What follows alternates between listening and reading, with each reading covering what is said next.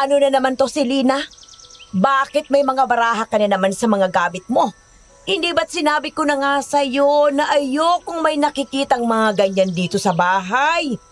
Talaga bang hindi ka makaintindi? Hindi ko naman po ginagamit yan. Hiniram ko lang po yan sa kaklase ko. At bakit ka naman ang hihiram ng ganito? Wala po, naglalaro lang po kami. Pwes, ayaw kong makakita ng mga ganito. At alam mo yan, dahil napakapasaway mong babae ka, akin na yan. Susunugin ko lahat ng mga ito. Nay, wag naman po. Magagalit ang mga kaklase ko pag nalaman niyang nasunog yan. Wala akong pakialam. Ang mabuti pa nga, magalit na sa'yo lahat ng mga tao dito. Baka sakaling mahiya ka sa sarili mo at hindi ka nalalabas pa ng bahay. Nanay, tama na po.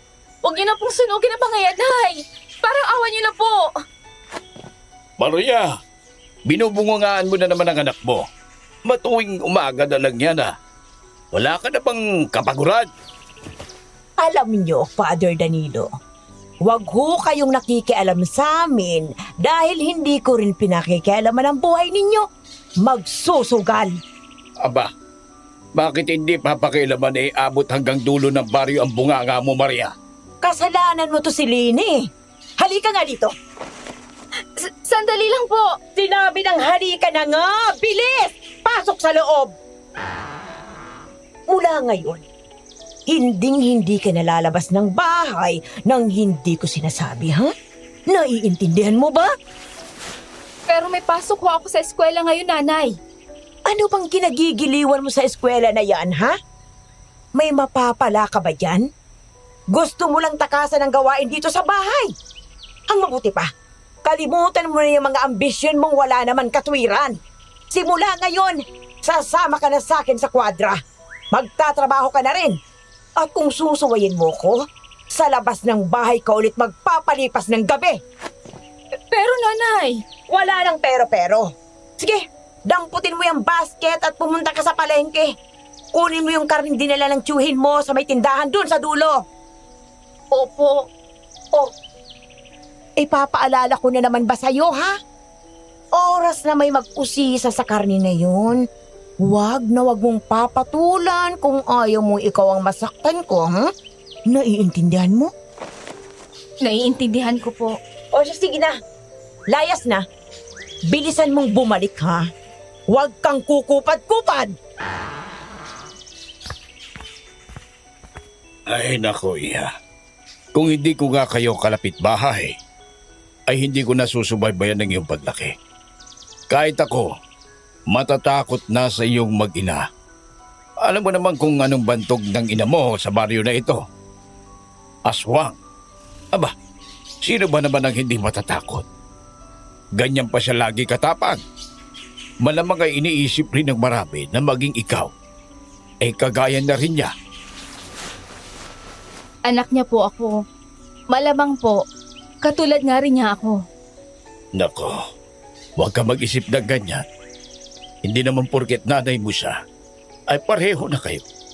Sana nga po. Totoo yan, Father. Basta't manalig ka sa Diyos, hindi niya hahayaang maging masama ka. Dear Miss Amy, minahal ko siya kahit siya'y aswang.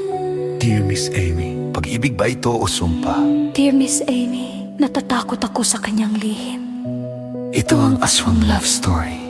Dear Miss Amy.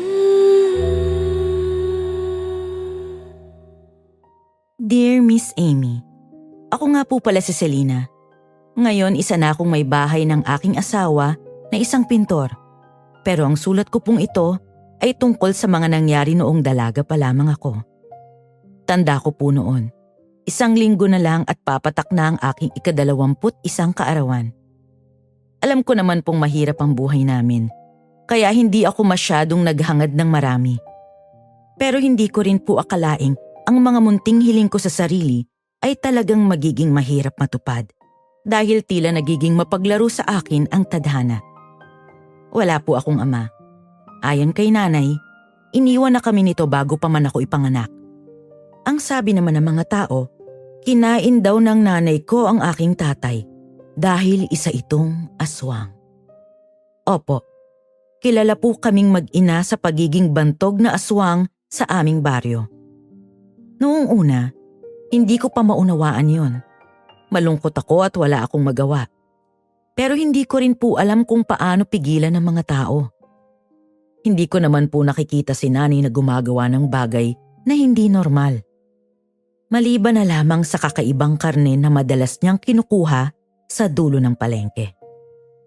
Ang alam ko lamang po, hindi siya kumakain ng kahit anumang uri ng pagkain maliban sa aking kinuha sa palengke na padala raw ng kanyang kapatid na hindi ko pa rin po kailanman nakikita. Sa pagtanda ko, nakasanayan ko na ang paglayo sa amin ng mga tao.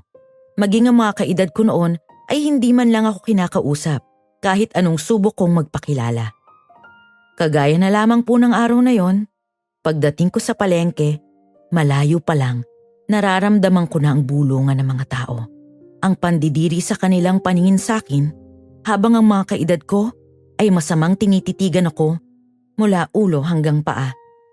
Nang makalampas ako sa mataong palengke, para bang doon lamang ako nakahinga ng maayos. Kahit kailan talaga, hindi nagbago ang tingin ng mga tao sa akin. Kailan ba ako makakaalis sa buhay na ito? Hindi naman ako masama. Hindi mo dapat sila pinapansin. Sino ka? Anong ginagawa mo dito? Huwag kang mag-alala. Hindi naman ako masamang tao. Nandito lang ako kasi tahimik. Malayo sa taong puro panghuhusga lang. Ganun ba? Nako, pasensya na kung naaabala ko ang pagpapahinga mo. May kukunin lang naman ako saglit at aalis na rin ako agad. Sandali.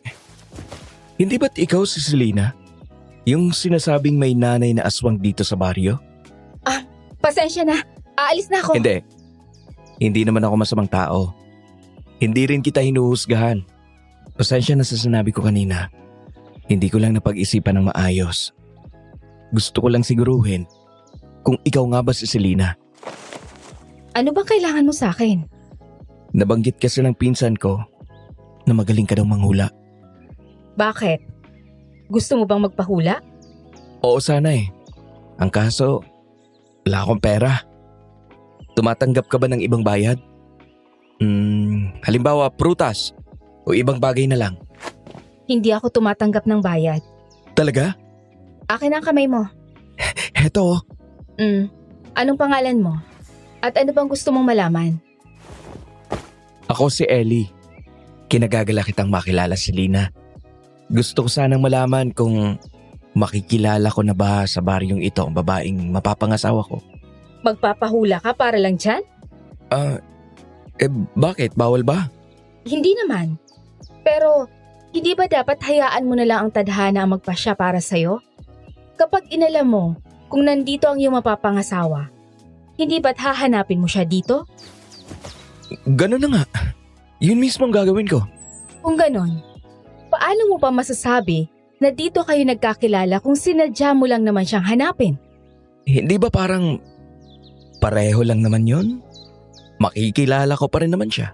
Ay, ikaw ang bahala. So ano nga? Nandito ba sa baryo yung babaeng para sa akin? Marami kang makikilala dyan sa baryo.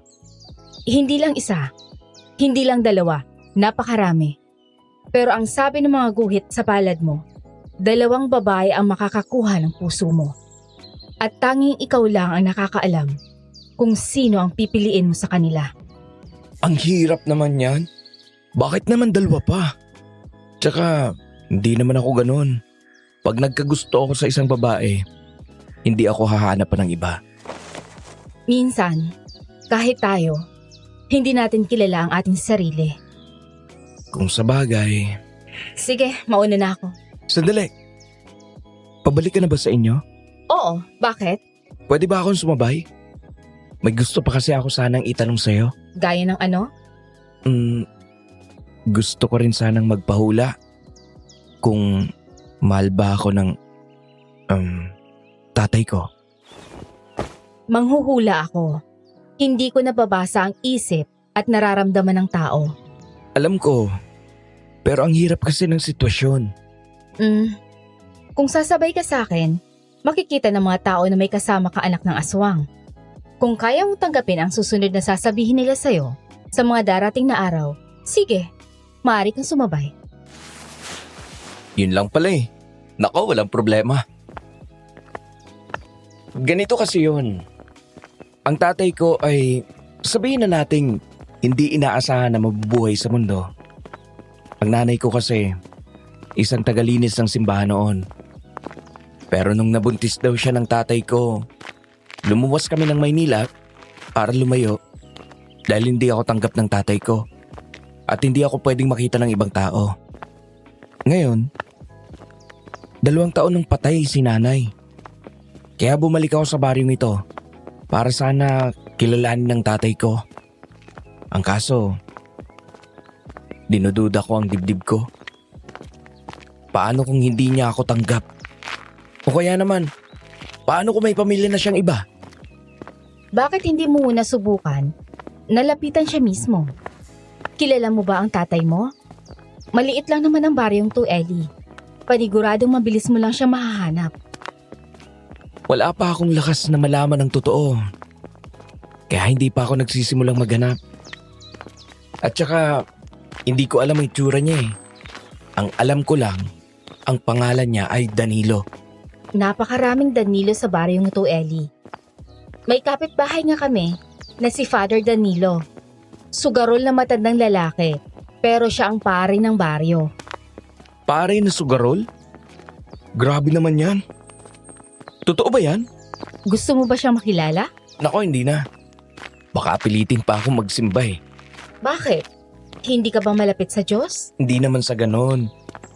Pero ayaw ko magsimba sa isang lugar na kahit ang pare mismo ay hindi mabuti. Para sa akin, mas maganda na kausapin mo na lang ang Diyos ng diretso sa itaas. Hindi na kailangan pag sumimba. Naiintindihan kita. At tama ka. Mas magaan ang pakiramdam kapag alam mong diretsyo mo lang siyang kausap. Walang ibang hadlang at masasabi mo talaga sa kanya ang lahat. Eh, sino bang nagpasimula na tawagin kayong aswang sa baryong ito? May aswang bang naniniwala sa Diyos? Hindi ko rin alam kung kailan nagsimula. Basta kinagisnan ko na ito. Pero hindi ka naman aswang, hindi ba? Kung aswang ako, sa palagay mo ba hindi kita sasaktan kanina pa? Nasa mataong bahagi tayo ng palengke ngayon. Pero kanina, kahit lapain pa kita doon, hindi ka maririnig ng ibang tao. May punto ka. Nga pala, huli na Selena. Hulaan mo nga kung anong mangyayari sa akin bukas. Bakit?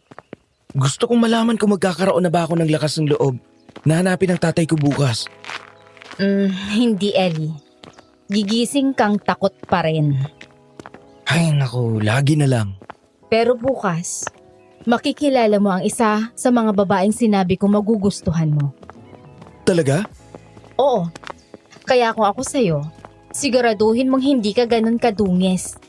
Napakarami mong pintura sa damit. Ano bang ginawa mo? Eto ba? Nagpinta kasi ako kanina sa bahay. Nawalan din naman ako ng gana agad.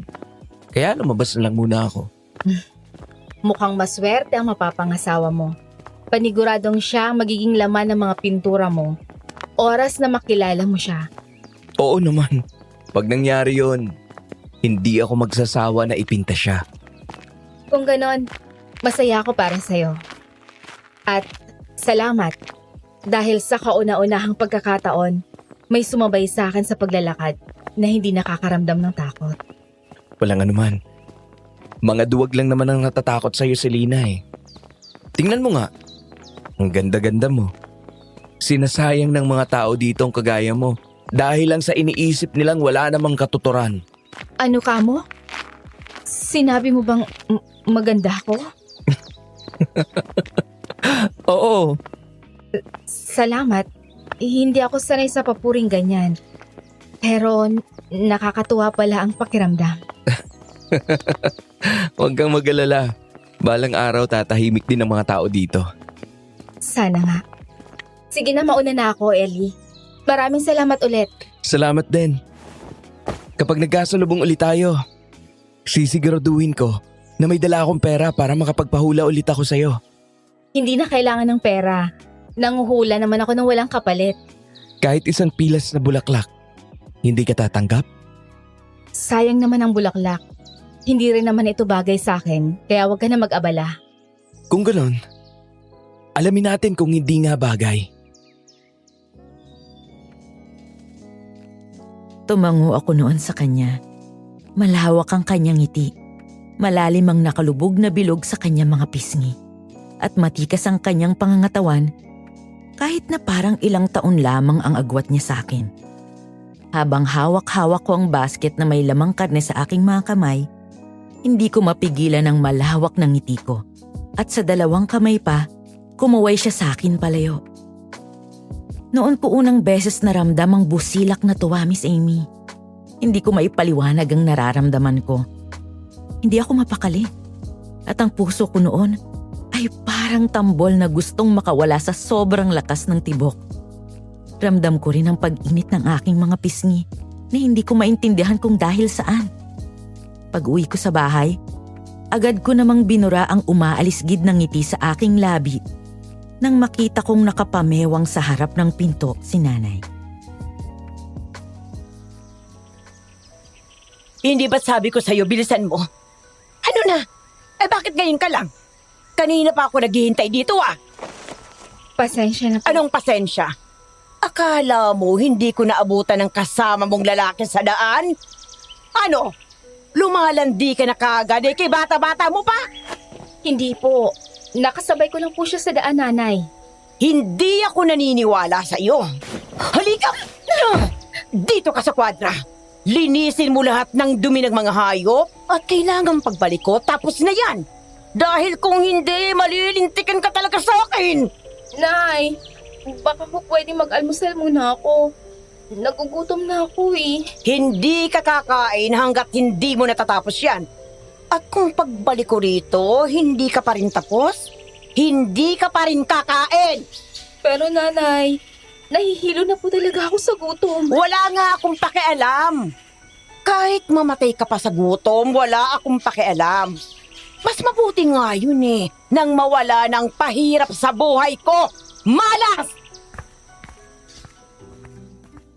Naiwan ako noon sa malaking kwadra ng 6 na kabayo sa likuran ng bahay namin.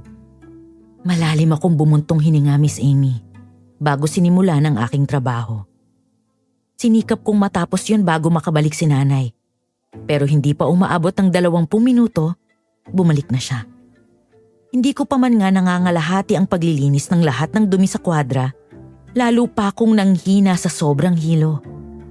Kahit hirap na ako, alam kong hindi niya ako pakakainin hanggat hindi ko natatapos, kaya wala na akong nagawa kundi magpatuloy. Pagsapit ng gabi, tulog na si nanay. Katatapos ko lamang paliguan ng 6 na kabayo at pakainin sila bago ako lumabas upang maligo at magpalit ng damit. Pagkatapos, lumabas ako ng bahay. Kasabay ng liwanag ng buwan ng mahihinang ilaw ng mga poste sa daan. Gutom na gutom ako noon, Miss Amy. Kaya napatingin na lang ako sa mga kabayong tahimik na kumakain sa isang tabi. Doon ako napaluha. Iniisip ko kasi, bakit sa dinami-rami ng tao, ako pang kailangang malagay sa ganitong sitwasyon? Ang totoo niyan, madalas na puro panunumbat ang laman ng mga dasal ko sa Diyos noon. Dahil kahit araw-araw akong saktan ng aking nanay, hindi ko pa rin magawang kamuhian siya. Dahil ina ko siya. Pero hindi ko rin maiwasang itanong kung bakit kailangang mabuhay pa ako kung puro sakit lang naman ang kapalit. Nakakaingit naman kayo mga kabayo. Kahit yata anong mangyari, hindi kayo nagugutom. At kapag napagod kayo, kayo pa ang susundin ng tao para magpahinga. Kailan kaya ako makakaranas ng ganon?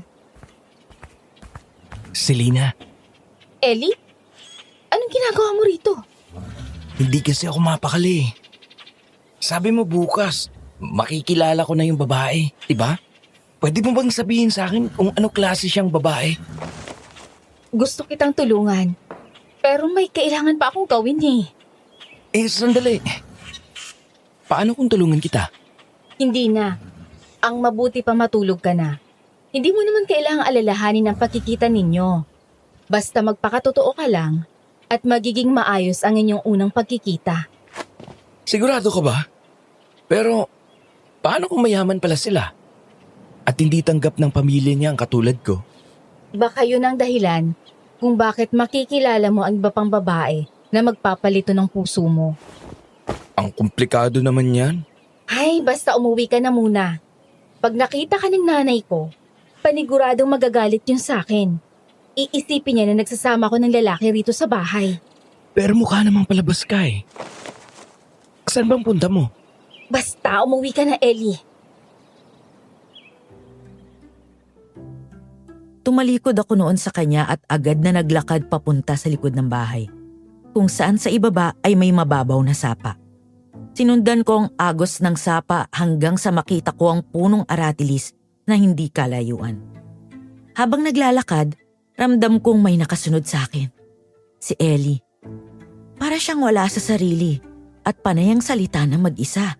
At naririnig kong naguguluhan siya sa mga dapat niyang sabihin sa babaeng makikilala raw niya. Napailing na lang ako at natawa sa sarili at hinayaan ko siyang sumunod hanggang sa makarating ako sa pakay ko. Nagsimula akong manguha ng mga bunga at kinain yun kahit bahagya na lamang ang laman. Pansamantalang pinapawi ang kumakalam kong sikmura. Sa sobrang pagkaabala ko sa pagtitig sa mga sanga, hindi ko na malayang matagal na pala siyang nakatingin sa akin. Bahagyang nakatagilid ang ulo, nakatitig sa mukha ko. At may munting ngiti sa kanyang mga labi. Mas gumaganda ka pala, Selena, kapag natatamaan ng liwanag ng buwan ng mukha mo. Nakakagulat ka naman, Ellie. Bigla-bigla ka nalang nagsasalita ng ganyan. Oo nga no. Siguro, nawiwirdohan ka na sa akin, no? Huwag kang mag-alala, hindi naman ako mapanghusga. At saka, walang-wala naman ang pagiging weirdo mo sa pagiging anak aswang ko sa baharyong to. Nga pala, wala bang nagbabalak sa inyo na manirahan sa labas ng baryo na to? Napakalaki ng Cebu, pero nagtsatsaga kayong lahat dito.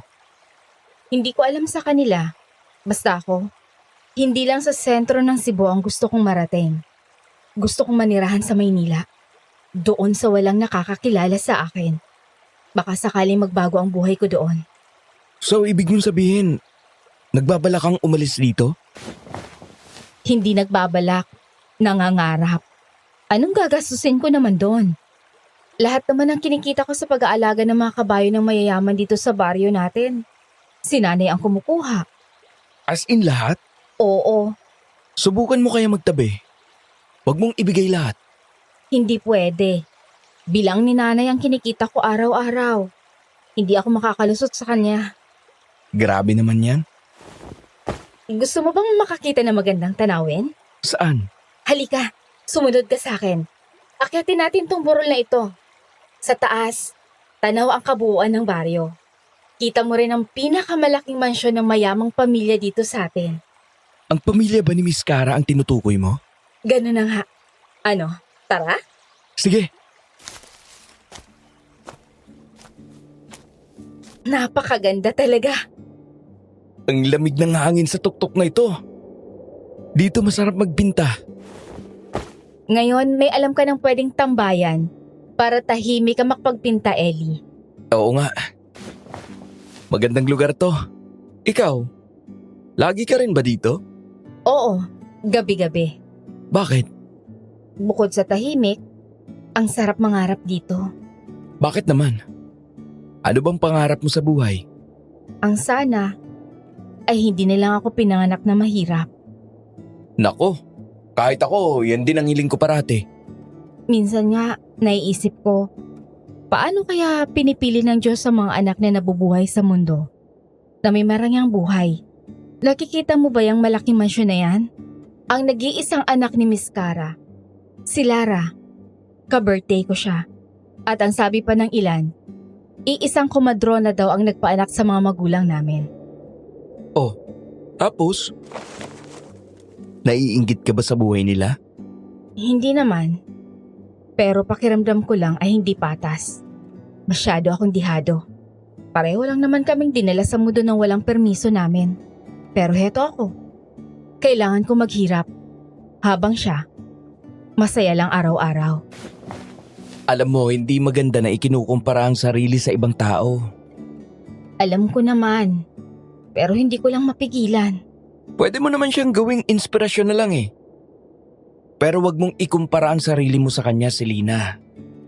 Lalo ka lang panghihinaan ng loob. Dahil wala naman talaga akong laban, ganun ba? Hindi naman sa ganun. Ang ibig ko lang sabihin, puro negatibo lang kasi ang maiisip mo niyan sa sarili mo. Hindi mo makikita ang mga maliliit na biyayang binibigay sa'yo ng Diyos. Gaya ng ano naman. Gaya ng, nakilala mo ko. Ha? Mula ngayon, hindi ka na mag-iisa sa burol na ito. Sasamahan na kita tuwing kailangan mo ng kausap. Oh, hindi ba? Sabi mo, sa akin mo lang naranasan na may kasabay maglakad. Blessing na yun. Ibig mong sabihin, blessing ka, ganun ba? Oo. Aayaw ka pa ba? Ako na to, ho. Loko ka talaga. Napatawa naman kita. Nasaan na pala ang bulaklak ko? Sabi mo, bibigyan mo ako. Oo nga. Hindi mo ba napapansin? Ang alin? Kanina pa nakalagay sa tenga mo ang bulaklak ng puting gumamela. Ang ganda mo nga eh. Bagay sa'yo. Aha? Masyado kang gutom na gutom sa pangunguha ng bunga kanina. Hindi mo na namalayan na inilagay ko yan sa tenga mo. Kinapa ko noon ang aking tenga at namilog ang mga mata ko sa tuwa nang mahawakan ko ang gumamelang maayos na nakasabit doon. Ni hindi ko nga namalayan kung kailan niya yun nilagay, kaya napatawa na lamang ako. Siya naman, natawa rin. Hanggang sa pareho kaming nagpasyang maupo sa mahabang dakuhan at tanawin ang ganda ng paligid sa ibaba. Ilang oras din kaming nanatili roon bago ko nasabing kailangan ko nang umuwi. Baka mapansin ni nanay na wala ako sa aking tulugan. Ayaw ko man matapos ang gabing yun, Miss Amy. Alam kong kailangan ko nang umuwi. Ganoon din naman si Ellie. Kaya nagpaalam kami sa isa't isa at tuluyan ang naghiwalay ng daan. Nang makauwi ako at nakahiga na, matagal akong nakatitig sa bubungan ng aming bahay. Nagmumuni-muni sa mga nangyari. Para bang kahit gaano kabigat ang mga pinagdadaanan ko sa araw na yon, natatabunan ng lahat ng sakit ng simpleng alaala ng mga sandaling kasama ko si Ellie. Kinabukasan, maaga akong nagising at nagbihis. Papunta kami noon sa mansyon ni Miss Lara upang ihatid ang mga alaga niyang kabayo. Dahil marami kaming dala, sumama ako kay nanay. Pagdating namin sa mansyon, halos mapatingala ako sa laki at tayog ng pader ng bahay. Kulay malamlam na dilaw yon na may puting palamuti at napakalawak ng buong paligid. Nasa labas pa lamang kami, tanaw mo na ang kayamanan ng pamilyang yon kahit hindi mo pa nasisilip ang loob. Habang nakikipag-usap si nanay sa mga kutsero, napansin ko sa gilid ng mansyon, sa may hardin, ang isang magandang babaeng nakaupo sa lilim ng puno. Nakapatong sa hita niya ang isang libro at abala siyang nagbabasa. Bahagyang nakakunutang noon niya, tila inis o nalilito sa binabasa. Doon ko napansin ang makinis niyang maputing balat, ang natural na kulot na buhok niyang kulay brown at ang mamula-mula niyang pisngi. Bigla tuloy akong napatingin sa sarili ko sa salaming bintana sa tapat ko. Nakadilaw lang akong bestida noon. May panyo sa ulo bilang panangga sa init at sa kamay ko ay hawak ko pa rin ang malaking basket ng karne na kinuha ko kaninang umaga sa may palengke. O Maria, nandito na pala kayo. Halika, mapo tayo dito sa veranda. Salamat, Miss Cara. Heto nga po ang karne. Regalo ko po sa inyo. Lalo na po sa anak niyo na si Lara. Nako, maraming salamat. Hindi ko masyadong natitipuhan ng ganitong karne, Maria. Pero gustong gusto naman ng anak ko. Kaya maraming salamat talaga. Huwag ka mag-alala, ha? Dodoblihin ko naman ang bayad ko sa iyo ngayon. Nako, hindi na ho. Sadya ko namang dinala yan para kay Lara. Kahit na. Mas maganda na rin na bayaran ko yan. Sandali. Yan na ba si Selena? Ay, oo. Pasensya na at isinama ko siya. Pinahinto ko na kasi siya sa pag-aaral para makatulong na rin sa bahay. Ano? Sabi pa naman sa akin ni Lara, matalino daw ang anak mo. Hindi ko rin naman siya kayang patapusin eh. Kaya mas maganda na yung una pa lang ay tanggap niya na. Nakakalungkot naman. Iha, kumusta ka na pala? Siguro hindi mo ako natatandaan ano? Huli mo yata akong nakita ay noong 3rd birthday ni Lara. Kung hindi pa nga ikaw sumunod sa nanay mo, hindi pa kita makikilala noon. Magandang araw po, Miss Cara. Pasensya na po. Hindi ko na nga po kayo matandaan. Pero kilala ko naman po kayo. Kahit sino naman po siguro sa baryo, ay kilala ang pamilya nyo. Kung sa bagay, mabilis naman talaga kumalat ang mga balita. Ay, bilis din ng takbo ng panahon. Tingnan mo naman, Maria. Parang kailan lang nung sabay tayong pinaanak ni Kakang Lita. Sumalangit daw ang kaluluwa niya. 21 years old na mga anak natin sa susunod na linggo. Oo nga po. Sa birthday po ni Lara, kailangan niyo po ba ng katulong sa pag-aasikaso? Pwede po akong tumulong kahit hindi niyo na po ako bayaran. Nay? At teka, hindi ba birthday din ni Selena noon? Mas mabuti yata kung makapag-celebrate kayo ng maayos. Kaya ko namang makahanap ng ibang makakatulong sa akin sa paghahanda, Maria. Wala ho akong ihahanda sa birthday ni Celine eh. At saka isa pa, sanay na ho siyang hindi naghahanda. Kaya wala naman po akong gagawin sa araw na yun. Sigurado ka ba? Ayos lang ba yon, Selena? Ayos lang po. Hindi naman po kailangan i-celebrate pa ang birthday ko. Ganito na lang. Pumunta ka na lang dito, Iha. Isabay natin ang birthday mo kay Lara. Isa pa, paniguradong magkakasundo rin kayo ng anak ko.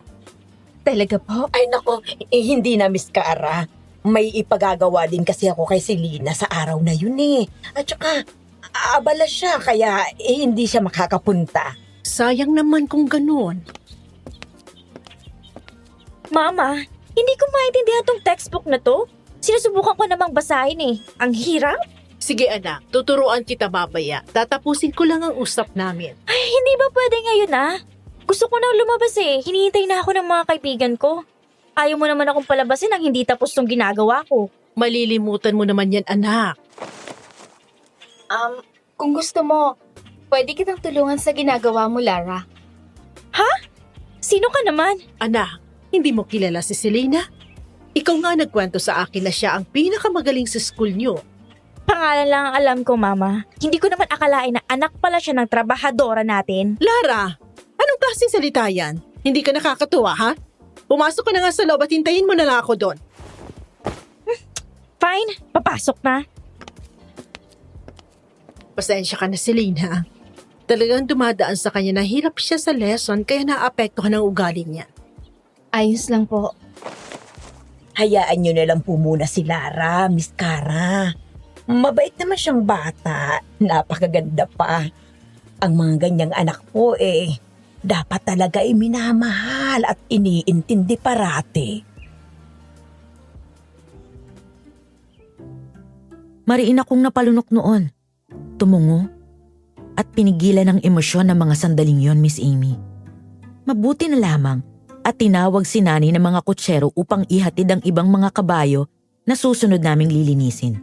Kaya naiwan ako mag-isa sa may beranda ng bahay. Kagat ko ang labi habang nakasandal doon. Pilit pinupuno ang isip ng kung ano-anong bagay para lamang hindi ko marinig sa alaala ko ang masakit na salitang narinig ko mula kay nanay ng araw na yon. Sa paghihintay ko roon, naupo ako sa damuhan sa labis na pangangalay. Yakap ang aking mga tuhod habang pinaglalaroan sa kamay ang bulaklak ng makahiya. Ngunit hindi pa nagtatagal, narinig ko ang mga yabag na papalapit. Pagtingala ko, nakita ko si Ellie. Humahakbang ng marahan papalapit sa akin. Agad na kumurba ang ngiti sa aking labi. Inakala kong sa akin siya lalapit. Ngunit laking gulat ko nang lampasan niya ako. Dumiretso siya sa veranda at doon, sa may pinto, nakatayo si Lara. Mahinhinding nakangiti sa kanya. Dahan-dahan akong napatayo sa aking pwesto. Pinagmasdan silang dalawa at doon ko naramdaman ang kirot na parang kumurot sa dibdib ko. Lara, hinihintay ka na ng mga kaklase mo sa labas. Sige, salamat. Kukunin ko lang ang gamit ko sa loob. Huwag ka na daw magdala ng maraming gamit. Sisimba daw kayo ng mga kaklase mo. Nasa sasakyan na nga pala sila. Ako na maghahatid sa inyo sa simbahan. Okay, kunin ko lang ang gamit ko. Sige. Pumasok sa loob ng mansyon si Lara, kaya nagtago ako ng bahagya sa likod ng malaking punong bunggambilya, nakasilip sa pagitan ng mga sanga. Kitang-kita ko noon, Miss Amy, ang itsura ni Ellie nang maiwan siya sa labas.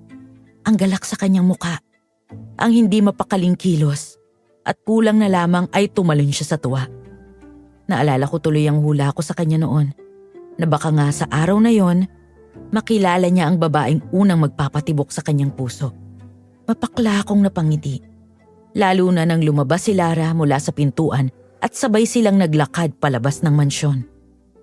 Umuwi ako noon na mabigat ang dibdib at pakiramdam ko pasan ko ang mundo sa sobrang lungkot. Pero wala naman ako magagawa dahil hindi ko naman hawak ang buhay ng mga taong nakikilala ko. Nang araw na yon, pag-uwi namin ni Nanay, inabala ko na lang ang sarili ko sa paglilinis ng mga kabayo. Tiniis ko ang bawat masasakit na salitang binibitawan niya at pilit akong naging manhid. Pero ewan ko, Miss Amy, pakiramdam ko noon, kahit ang pananahimik ko ay nakakapagpagalit na rin sa kanya. Bastos kang babae ka! Kinakausap kita, hindi ka sumasagot! Nanay, tama na po. Pasensya na, hindi ko na po uulitin. Talagang hindi mo na uulitin. Dahil sa susunod na gawin mo pa yan, puputulin ko ang dila mo nang hindi ka na tuluyang makapagsalita. Pasensya na po. Ano bang iniisip mo, ha? Naiinggit ka na naman sa buhay ni Lara? Pakiramdam mo na naman, api-apihan ka rito? Buti nga sa'yo, dahil wala namang nagmamahal sa'yo. Malas ka!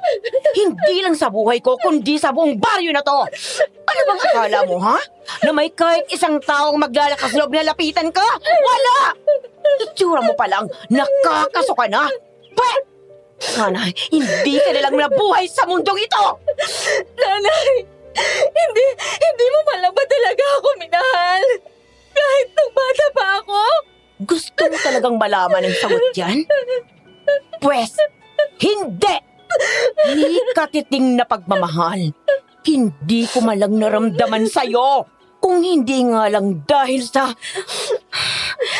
Kung hindi lang dahil kailangan kita nung araw na yon, mas gugustuhin ko pang iluwa ka na lang sa sikmura ko. Baka sakaling kung ganon, nagkaroon ka pa ng pakinabang sa'kin! Hindi lang ang puso ko ang nawasak noong mga oras na yon, Miss Amy. Maging ang buong pagkatao ko. Ni hindi ko na alam kung ano pang dapat kong gawin para kahit papano makalimot sa mga bagay na yon. Para na kasi akong minumulto ng mga salitang binitawan niya. Mga salitang paulit-ulit na umiikot sa isip ko, segundo kada segundo. Wala na akong ibang maramdaman. Ang pakiramdam ko nun, kahit ang sarili ko, hindi ko na alam kung paano ko papahahalagahan. Pagsapit ng gabi, umakyat akong muli sa burol. Kumakalamang sikmura ako.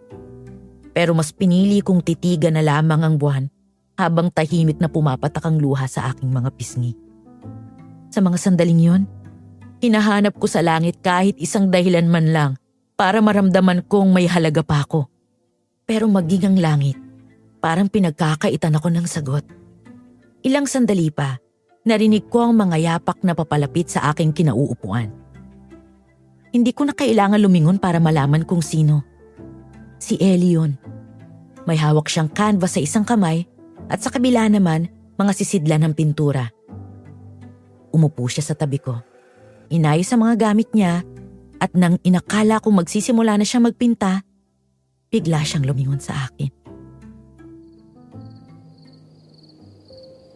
Bakit naman malungkot ang pinakamagandang dalaga sa baryong ito? Anong ginagawa mo rito? Itatanong po ba yan? Siyempre, sinasamahan kitang magmuni-muni. Kumusta ang pagkikita niya ng unang babaeng magpapatibok ng puso mo? Okay lang. Masyadong magaling ang hula mo. Dahil nung araw na yon, wala nga akong nakilalang ibang babae kundi siya. Masaya ka ba? Oo naman. Mabait siya eh. Malumanay magsalita, maganda. Madali siyang kausap. Kahit minsan, hindi ako makasabay. Mahirap lang naman ako. Hindi ako sanay sa usapang pangmayaman. Si Lara ba ang tinutukoy mo? Oo, siya nga. Biruin mo yun. Sa dinami-dami ng babae sa baryong ito, siya pa talagang nakita ko noong araw na yon. Mabuti na lang talaga pinilit ako ng tiyuhin kong imaneho ang sasakyan para maihatid ang pinsan ko. Kung hindi ko pa siya makikilala. Palagay mo ba, magugustuhan mo siya? Oo naman. Sino bang hindi? Kahit sino sigurong lalaki rito, pag nakita si Lara, magugustuhan siya agad. Kung ganon, huwag ka nang maghanap ng iba. Huwag mo nang lituhin ang puso mo. Yun na nga si Lina eh. Hindi ko alam kung bakit parang ngayon pa lang nalilito na ako. Anong ibig mong sabihin? Para kasing may mali. Hindi ko maintindihan kung bakit. Medyo mabigat ang pakiramdam ko kanina nung kasama ko siya. Sinusungitan ka ba niya? Hindi naman. Pakiramdam ko nga gusto niya ako eh. Yun naman pala. Ano pang iniisip mo? Hindi ko nga alam eh. Iniisip ko, hindi ko pa naman nakikilala yung isang babae sa hula mo. Pero bakit nalilito na agad ako? Ang mabuti pa, huwag mo nang isipin yung hula ko.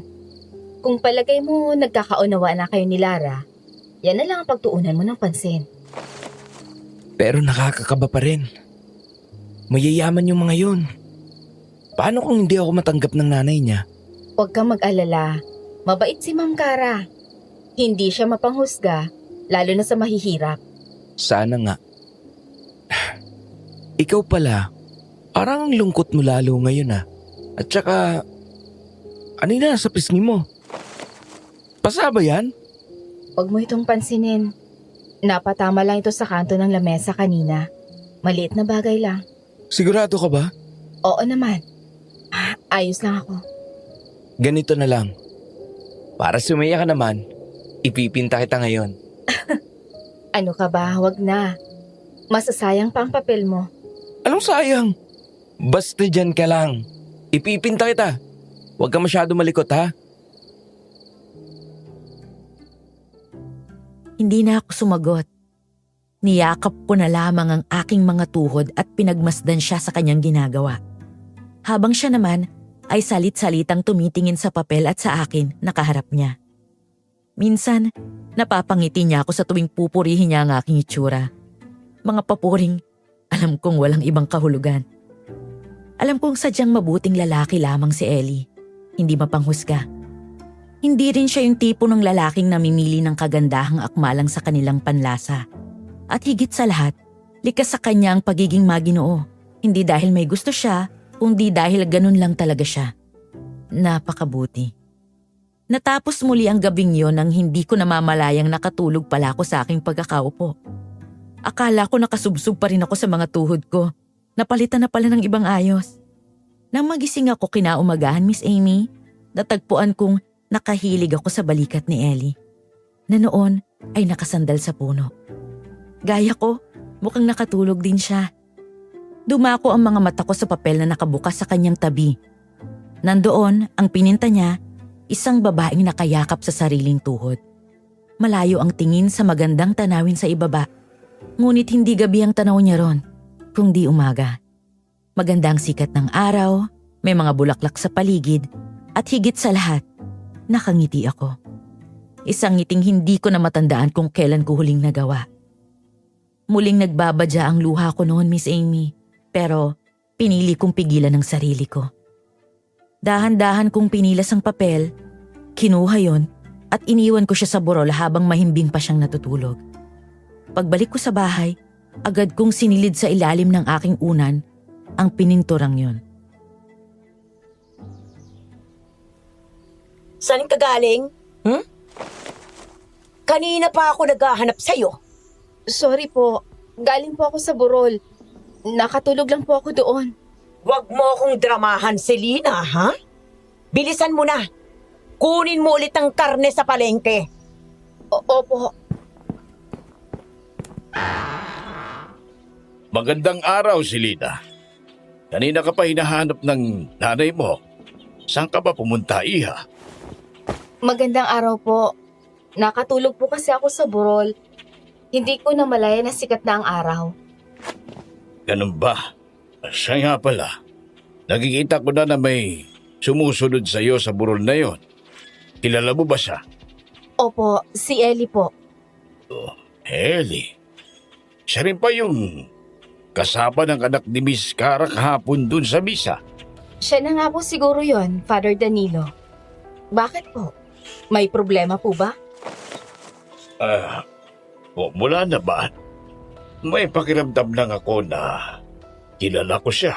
Siguro po dahil taga rito daw ang tatay niya, Father. Kapangalan ninyo nga po eh. Danilo din po. Ano ka mo? Totoo ba yung sinasabi mo, Iha? Opo.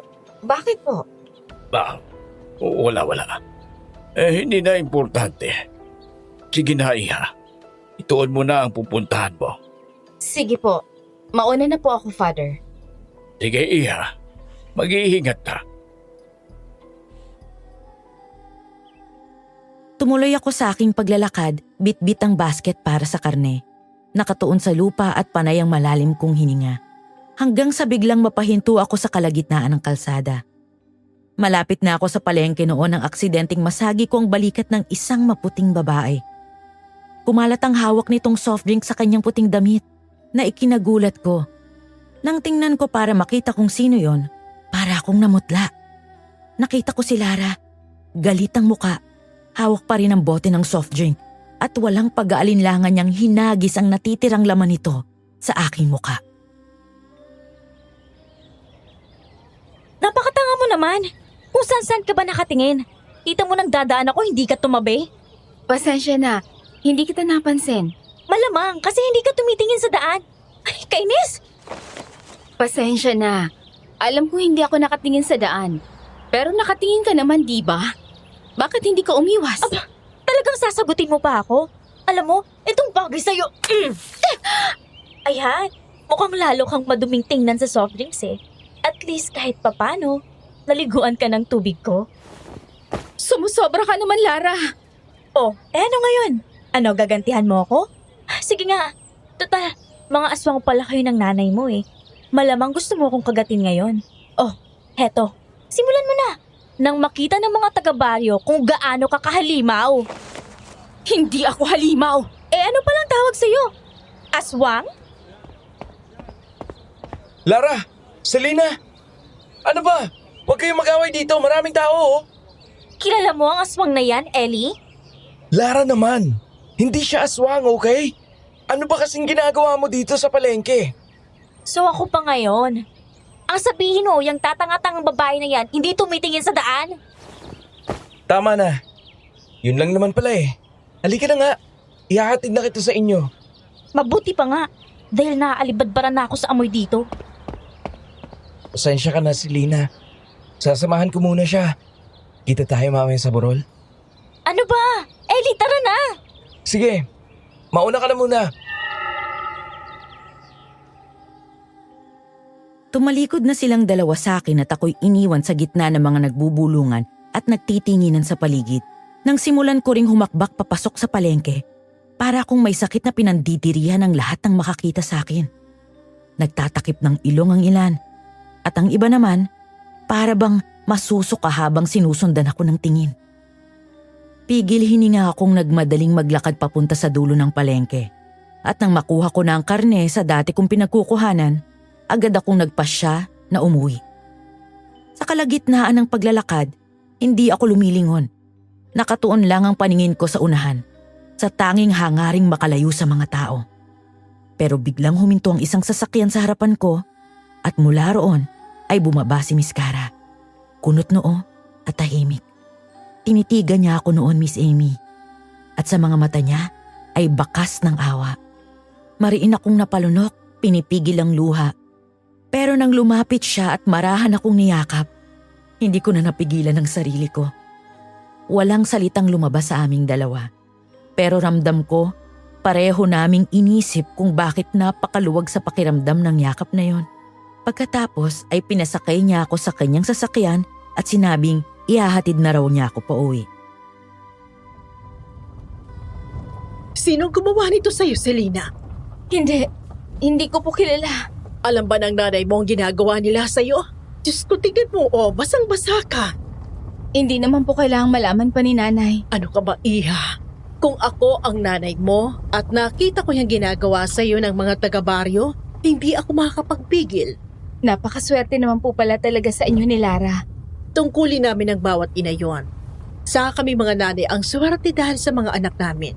Kaya ikaw, sabihin mo kay Maria kung sino mong gumawa niyan sa'yo. Dahil mas masasaktan siya kung malalaman niya mula sa iba na sinasaktan ng ibang tao ang kanyang kaisa-isang anak. Opo, susubukan ko pong sabihin. Heto na tayo sa inyo. Sige na, Iha. Dahan-dahan ang pagbaba. Salamat po sa paghatid, Miss Cara. Walang anuman. Ano yon, Selena? Bakit inihatid ka ni Cara? Nakita lang po niya ako sa daan kanina. Kaya pinasakay niya ako. Sinasabi ko sa'yo, Selena, ha? Ayaw na ayaw kong makikita ulit kitang kasama ng babaeng yon. Bakit naman po? Nagmamagandang loob lang naman po yung tao. Wala kang karapatang sagutin pa ako. Kung anong sinabi ko, yun ang susundin mo. Kaya kapag sinabi kong wag kang lalapit kay Cara, sumunod ka na lang. Nay, ayaw niyo ba talaga ako makitang masaya kahit konti? Kailangan ba talaga miserable lang ang buhay ko? Tigilan mo ako dyan, Selena. Wala akong oras para sa'yo. Alam ko naman ho na wala kayong oras sa akin. Kailan ba kayo naglaan para sa akin? Hindi ba? Hindi naman nangyayari yun kahit kailan. Tapos ngayon, bakit ultimong pagsakay ko sa sasakyan ni Miss Cara? Pagbabawalan niyo pa? Kung makapag-alok kayo ng libreng serbisyo sa pamilya nila, para kayo may gustong patunayan Isang buka pa ng bibig mo, Selena. Hindi na ako magdadalawang isip na saktan ka. Matagal niyo na ako sinasaktan, nanay. Ngayon pa ba talaga kayo magdadalawang isip? Talagang sinasagad mo kung babae ka, ha? Itong nababagay sa'yo. Anay! Tama na po!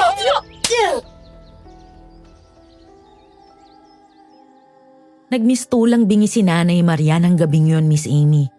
Walang pagdadalawang isip niya akong hinila papasok ng bahay at agad akong ikinulong sa kwarto. Rinig ko pang pagkapit ng mga pako sa pintuan, parang sinisiguro niyang hindi na ako makakalabas kailanman. Naiwan akong walang magawa kundi umiyak. Naupo ako sa kama, kinuha ko ang mga papel sa ilalim ng aking unan at matagal ko yung pinagmasdan. Hindi ko maintindihan, Miss Amy, pero imbis na magdulot yun sa akin ng tuwa, lalo lamang akong napahagulgol ng iyak. Pakiramdam ko kasi noon, nasa pintura na lang mananatiling buhay ang masiglang Selena. Dahil sa totoong mundo, isa lamang akong babaeng kinasusuklaman ng lahat. Ilang araw akong nakakulong sa silid na yon. At habang lumilipas ang oras, ramdam kong unti-unting humihina ang katawan ko. Alam kong ilang araw na lang, bibigay na ako. Nawala na rin ako ng pag-asang palalayain pa ako ni nanay dahil kahit pagkain ay hindi niya na dinadala. Siguro nga, naupos na ang pasensya niya sa akin, Miss Amy. Ayaw ko na ring umasa sa mga bagay na imposibleng mangyari, kaya tinanggap ko na lang ang sitwasyon. Kung mamamatay man ako roon, ang mahalaga, tanggap ko at handa na ako.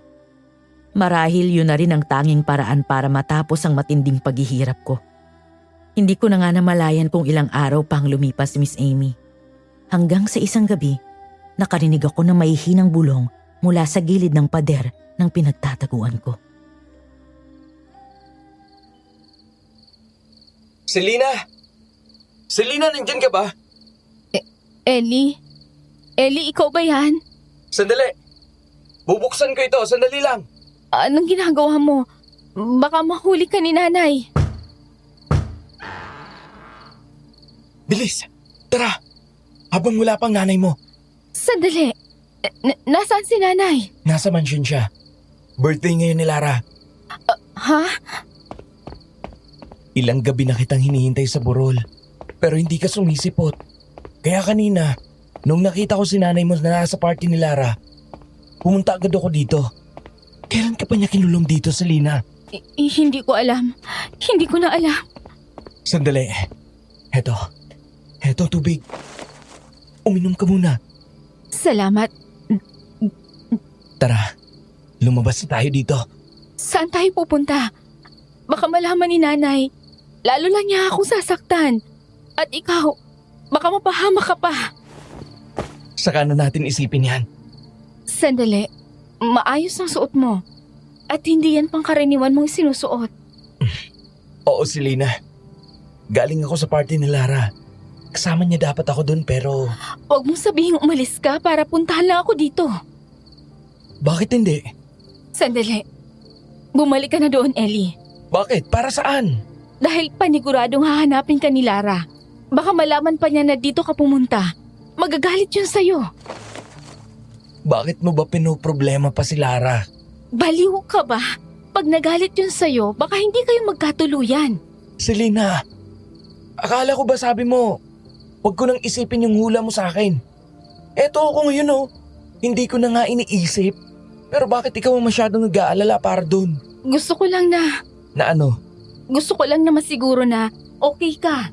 Na hindi masisira ang samahan ninyo ni Lara. Huwag mo nang problemahin yon, Selena. Kahit ngayon lang, huwag mo na muna silang isipin. Ikaw naman ngayon, pwede ba yon? Ewan ko. Ganito na lang, ipikit mo ang mga mata mo. Bakit? Basta, may inihanda ako para sa'yo.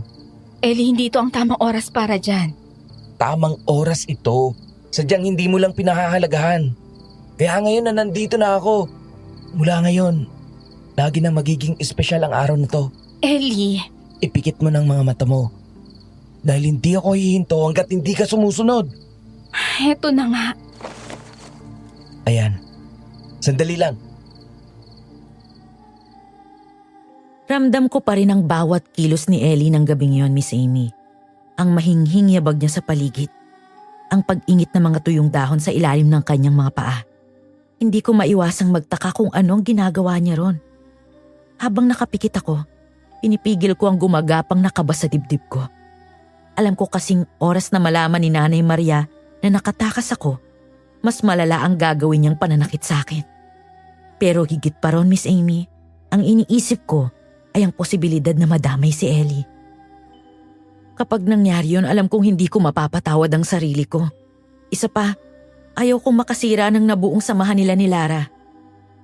Nakita ko naman noon kung gaano nila tinitigan ang isa't isa. May halatang pagkagusto at say sa kanilang mga mata. At ang huli kong gustong mangyari ay maging dahilan ng gulo sa kanila. Pero paano ko nga ba pipigilan ang sarili kong puso, Miss Amy, kung naghagalak ito sa simpleng pagkikita naming muli ni Ellie? Hindi nagtagal, pinamulat niya ako at napaurong na lang ako sa mga nasaksihan ko. Sa aking paligid, nakapaikot ang mga canvas, mga pinta ng iisang babae sa burol. May nakahiga sa damuhan, may nakasandal sa puno, may nakatayo at tila sumasayaw at marami pang iba. Lahat sila ay may masayang mukha. Lahat sila ay ako. Ngunit sa gitna ng lahat ng yon, isang painting ang nagpahinto sa akin. Isa yung larawan ko. May hawak na maliit na cake at tila handang hipa ng kandila. Sa pintura, namumuo ang luha sa aking mga mata. Ngunit ang ngiti ko ay totoo. Maligaya. Nang lingunin ko si Ellie, nakangiti siya ng malawak. Hawak ang kumpol ng mga bagong pitas na bulaklak. Nagtagpo ang aming mga tingin, Miss Amy. At kahit malinaw na luha lamang ang namumuo sa mga mata ko, hindi ko yun pinigilan. Ilang sandali pa, umakbang siya papalapit sa akin. Maligayang kaarawan, Selena. Salamat, Ellie. Hindi ko inaasahan ito. Ito ang unang beses na may bumati sa akin sa kaarawan ko. Huwag ka mag-alala. Mula ngayon, may babati na sa'yo anuman ang okasyon. Kahit hindi mo pa birthday yan. Salamat. Wala akong cake para mahipan mo eh. Pero ngayong kaarawan mo, Nakikinig ang Diyos. Humiling ka sa langit. Alam kong didinggin ka niya. Hiling ko na sana mapatawad ko lahat ng nanakit sa akin. Sana hindi ako dumating sa punto na puno na ng galit ang puso ko at hindi ko na kaya magmahal. Sana bigyan pa ako ng mas malawak na pangunawa sa lahat ng nangyayari sa buhay ko. At sana hindi ko malimutan ang araw na ito kailanman. Ngayon pa lang, tinupad na ng Diyos ang isa sa mga hiling mo. Ang hindi makalimutan ang gabing ito. Dahil sisiguraduhin kong ipapaalala ko ito sa'yo araw-araw. Pangako yan. Bumagal ang lahat ng pangyayari, Miss Amy. Para bang huminto ang mundo sa pagitan naming dalawa. Ang puso ko noon, nagwawala. Hindi ko alam kung matatakot o matutuwa sa paglapit ni Ellie. Sa pagkataranta ko, kinuyom ko na lang ang aking mga kamay at pinigilan ng hininga. Tiimbagang kong hinintay ang susunod na mangyayari. Ilang sandali pa, ngumiti siya. Yung ngiting maaliwalas, tapat at walang halong pagdududa. Pagkatapos ay dahan-dahan niyang nilapit ang kanyang muka at hinalikan ako sa noo. Sumunod ang mahigpit niyang yakap. Isang yakap na, Miss Amy, unang beses kong maramdaman sa buong buhay ko. Yung pakiramdam na kampante ka, na sa wakas may lugar kang pwedeng huminga. Sumasabog ang puso ko noon sa sobrang lakas ng tibok para bang may tambol sa dibdib ko. Pero kasabay nun ay ang hindi maipaliwanag na saya. Kaya na maghiwalay kami mula sa yakap na yon, hindi ko na napigilan ang emosyon. Tumulo ang luha ko. Pero may ngiti sa labi ko. Sobrang saya ko noon, Miss Amy. Kahit alam kong parang nakaw lang sa tadhana ang sandaling yon. Kahit may boses sa loob ko na paulit-ulit na nagsasabing pinapahamak ko lamang siya. Na baka inahatak ko siya papunta sa buhay na puro gulo at sakit. Selena, naisip ko lang na noong nakita kita sa unang beses pa lang, sobrang kaanan ng loob ko sa'yo. At sabi mo sa hula mo, may isa pang babae magpapalito ng isip ko. Bakit? Parang ikaw yun, Selena. Dahil kapag kasama ko si Lara, kahit paanong buti niya sa paningin ko, o nang turing niya sa akin, hindi ka pa rin mawala sa isip ko. Ikaw ang madalas kong iniisip, na mas masayang kasama, na mas naiintindihan ako, at mas naiintindihan ko rin. Kahit na maayos ang sitwasyon namin ni Lara, karamdam ko magulo. Na hindi kami tugma. Eto na ba yun, Selena? Eto na ba ang hula mo? Hindi ko alam, Ellie. Dahil kung oo, hindi ko gusto na nalilito ka dahil sa akin. Alam mo kung gaano kalaking oportunidad ang makasama mo si Lara. Mabuti ang pamilya niya. At hindi ka mahihirapan sa kanila. Alam kong mas nababagay ka ron. Pero, hindi naman yun ang hinahabol ng puso ko eh. Ikaw ang gusto ko, Selena. Ellie, hindi pwede. Magulo ang mundo ko. At hindi ko gusto na madamay ka. Sa nanay ko pa lang, alam kong hindi ka niya palalampasin. Ellie, hindi ako masamang tao. Hindi ako halimaw o aswang. Alam ko yun sa sarili ko. Pero ang nanay ko, hindi ko rin alam. Kahit ako hindi ako sigurado sa kanya. Kahit ako alam kong delikado ang buhay ko sa kanya. Sinasabi mo bang piliin ko si Lara dahil doon ako mas ligtas? Ganun na nga, Ellie. At wala naman ako mas gugustuhin pa, kundi ang kaligtasan mo. Pero Selena, hindi ko gusto si Lara. Gusto mo siya, Ellie. At mas lalo mo pa siya magugustuhan kapag mas lalo kayong nagkalapit. Kaya mula ngayon, huwag ka nang muling babalik dito sa burol.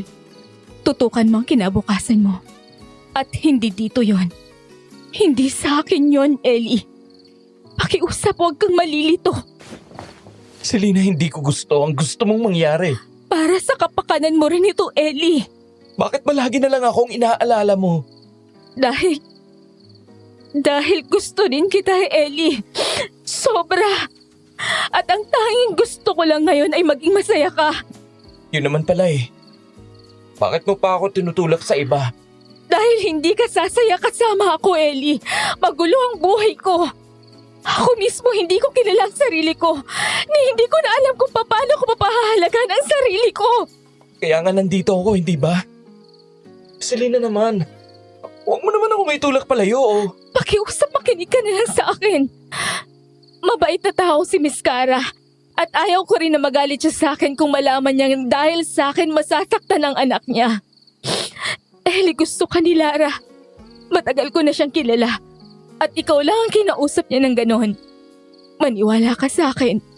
Mas magiging mabuti ang buhay mo sa tabi ni Lara. Hindi. Ayan ka na naman eh. Uunahin mo na naman ang nararamdaman ng ibang tao. Kailan mo ba maiisip na importante rin ang nararamdaman mo, Selena? Bakit ba kailangan sila na lang laging iniisip mo? Hindi na yan importante sa ngayon, Ellie. Kung hindi sa'yo, sa akin importanteng nararamdaman mo, Selena. Kaya huwag mo akong pilitin at itulak kay Lara. Alam kong ginagawa ko. At pipiliin ko ang alam kong gusto ko. Hindi ko naman kailangan ng marangyang buhay. Masayang buhay ang gusto ko. At alam kong hindi ko yun makukuha sa kagaya ni Lara. Hindi ka rin naman sasaya sa akin, Ellie eh. Sigurado ka ba? Pag magkasama ba tayo, hindi ka ba masaya? Kahit konti. Hindi ko ba nababago ang masamang araw mo? Wala lang ba ako sa'yo? Hindi. Hindi sa ganun, Ellie. Oo, pinasasaya mo ako parate. At ikaw lang ang nakakapagparamdam sa akin noon, Ellie. Selena, kung alam mong masaya ka kasama ako, hayaan mo akong samahan ka. Pero, paanong nanay ko? Si Lara. Saka na natin problemahin yan. Hindi natin kailangang isipin sila sa bawat oras. Hindi naman natin sila niloko eh. Wala naman kaming relasyon, Lara. Kung hindi nila tayo matatanggap, nasa kanila na yun. Ang dali lang sabihin sa'yo, Ellie. Bakit ganyan ka? Dahil sigurado ako na kahit anong mangyari pa man, alam kong tama ang pinipili ko. Hindi ako nagkakamali. Naroon ang saya at galak ko noon, Miss Amy, na marinig yon mula sa lalaking kauna-unahang nagpatibok sa puso ko. Ang katotohanan na handa siyang ipaglaban ako, para bang tinupad na rin ng Diyos ang lahat ng hiling ko. Pero hindi nawala sa akin ang pag-aalala. Ang takot sa kung anumang magiging kahantungan ng lahat. Nang maramdaman kong muli ang mga yakap ni Ellie, para bang inutusan niya ang katawan ko. Pinakalma niya ako sa yakap na yon hanggang sa kinukumbinsi ko na rin ang sarili ko na magiging maayos ang lahat. Nagpalipas kami ng gabi sa burol, Miss Amy. Nakahiga sa damuhan at pinagmamasdan ng makapal na bituin sa langit. Nang makatulog ako sa kanyang piling, yun yata ang pinakamasarap na tulog na naranasan ko. Ngunit pagdating ng umaga, isang balita agad ang tumambad sa amin habang pababa pa lamang kami ng burol. Nakaabang doon ang kutsero ni Miss Cara at agad niyang nilapitan si Ellie. Sinasabing pinatatawag daw siya ni Miss Cara dahil nahulog si Miss Lara sa hagdan at hinahanap siya nito. Akmang tatanggi si Ellie. Ako ang sumagot at sinabi na pupunta siya kaagad. Nang sumakay siya, agad niya rin akong hinila at pareho kaming nakarating sa mansyon. Kung saan, nandun na si nanay kasamang ilang doktor at nurse na siguro'y pinapunta ni Miss Cara para gamutin si Lara na noon ay walang malay. Tahimik kaming tumayo ni Ellie sa gilid at nakinig sa sinabi ng doktor. Kailangan ni Lara na salinan ng dugo dahil maraming nawalang dugo sa pagkabarog nito. Agad namang umiyak si Miss Cara at sinabi na handa siyang magbigay ng dugo para sa anak. Habang sumama siya sa mga doktor para sa pagsusuri, si nanay naman ay hindi mapakali sa kanyang pwesto. Hindi. Mali ito. Mali ito. Ito na nga bang kinakatakot ko. Darating na bang dilubyo? Nanay, Huwag mo akong hawakan. pero nanginginig po kayo. Maupo po muna kayo, nanay. Sinabi ko na sa'yo, huwag mo akong hawakan. At hindi kita anak. Manahimik ka. Hindi kita anak. Selena, dito ka na muna. Ang mabuti pa, umalis na lang muna tayo. Mabuti pa nga. Pasensya na. Dinala pa kita dito. Huwag mo nang isipin yon. Alam ko na. Sandali! Selena, sandali. Kailangan ko ng tulong mo. Pumunta ka sa palengke. Kunin mong ipapadala ko sa kapatid ko doon. Yun ang paraan para magamot si Lara. Po? May mga doktor naman po sila, Nay. Huwag na po kayong mag-alala kay Lara. Anong wag? Wala nang mas importante sa akin kundi ang buhay ni Lara. Kaya kung gusto mo pang mabuhay, sumunod ka sa iniuutos ko sa'yo. Sumasobra na ho yata kayo, Aling Maria. Kung makapagsalita kayo ng ganyan, parang mas importante pa si Lara kaysa sa sarili ninyong anak. Aba, isinama mo pa palang lalaking to para sagot-sagutin ako? Sandali, hindi ba ikaw ang kasama ni Lara sa party? Anong ginagawa ninyo dito? Bakit magkasama kayo? Wala po kaming ginagawang masama. Anong wala? Sinusubukan mo bang agawan si Lara? Nobyo ito ni Lara. Wala ho kaming relasyon ni Lara. Magkakilala lang ho kami. Si Selena, ang anak ninyo, ang gusto ko. At palagay mo ba matutuwa ako dyan? Nahihibang ka na ba? Mas gugustuhin mo pang malas na ito kumpara kay Lara? Mawalang galang na ho, Aling Maria. Pero kayo ho yata ang nahihibang.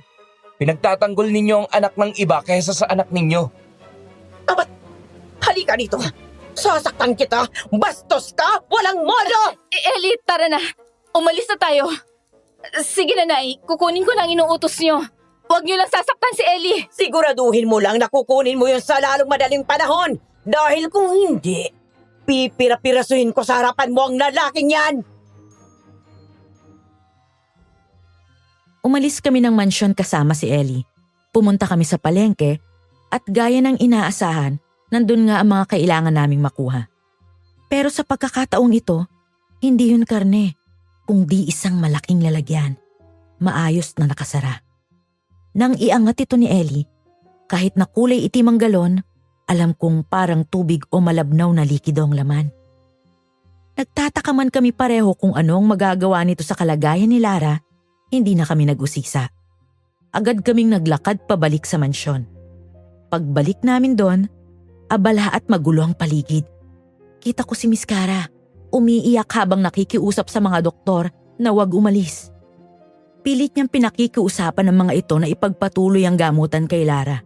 Pero sabi ng mga doktor, kailangan muna nilang humanap ng dugo na kapareho ng kay Lara at wala roon ang kailangan nila. Hindi ko alam kung bakit ayaw ni Miss Cara na dalhin sa ospital si Lara.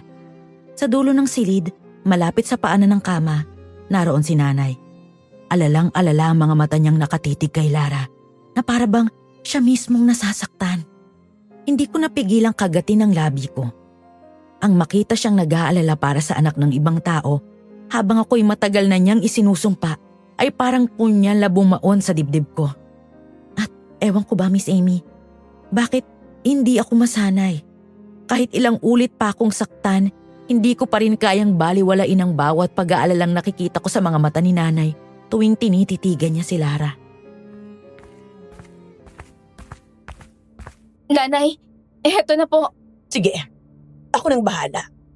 Ang mabuti pa, sundan mo si Cara sa labas. Huwag mo siyang hahayaang makapasok dito. Po? Bakit po? Kailangan mo pa bang malaman? Sundin mo na lang ako. Sige po.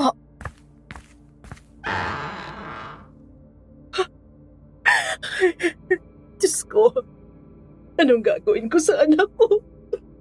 Miss Cara, Selena, ayaw na nilang gamutin si Lara. Anong gagawin ko? kailangan po siyang madala sa ospital, Miss Cara. Doon po sigurado mas magagamot siya ng maayos. Pero nung minsan dinala ko sa ospital si Lara, nagwala siya ng husto. Takot siya ron sa Lida. Diyos ko, ano bang nagawa ko para mangyari ito sa anak ko? Tahan na po. Makakaisip din po tayo ng paraan. Magiging mabuti rin po ang lahat. Akala ko po ba, kailangan lang ng dugo ni Lara? Oo, pero hindi nila malaman ang blood type niya. Ang sabi nila may kakaiba daw sa anak ko. At ang sabi pa nila, hindi naman daw kami match. Paano naman nangyari yun? Hindi ko rin alam. Diyos ko, Paano ko ba matutulungan ng anak ko? Teka, sandali. Albularyo. Kailangan ko ng albularyo. Baka malaman ko sa kanya kung anong problema sa anak ko. Kung bakit inaayawan na siya ng mga doktor. Tutulong po kami sa paghahanap. Pero wala pong albularyo sa baryong Tumiskara. Ang alam ko po, ang kumadron na nagpaanak kay nanay noon ang huling manggagamot sa lugar na ito. Pwede naman tayong manap sa katabing bayan. Hindi ganun kadali yun. Baka huli na para kay Lara kung sa kabilang bayan pa tayo pupunta para maghanap. Sandali, pupuntahan ko muna ang anak ko. Teka lang po, Hayaan mo na siya. pero bili ni nanay na huwag siyang papasukin. Selena, hindi ka ba nagtataka sa nanay mo? Anong ibig mong sabihin? Nakita mo ba kung paano siya mag-alala kay Lara ngayon? Ni minsan ba, nakita mo na ikaw ang dahilan ng pag-aalala niya? Hindi. Yun na nga. Bakit hindi mo usasain kung anong nangyayari ngayon dito? Hindi ako naniniwala na nag-aalala lang ang nanay mo. Base sa kung paano niya ituring ang sarili niyang anak. Hindi naman siya mapagmahal na tao. Bakit biglang magkakaroon siya ng pakialam kay Lara?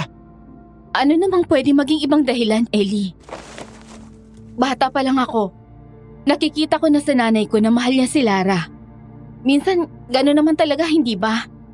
Mas minamahal mo ang ibang tao dahil nasa kanila ang mga katangiang gusto mo sanang nasa anak mo.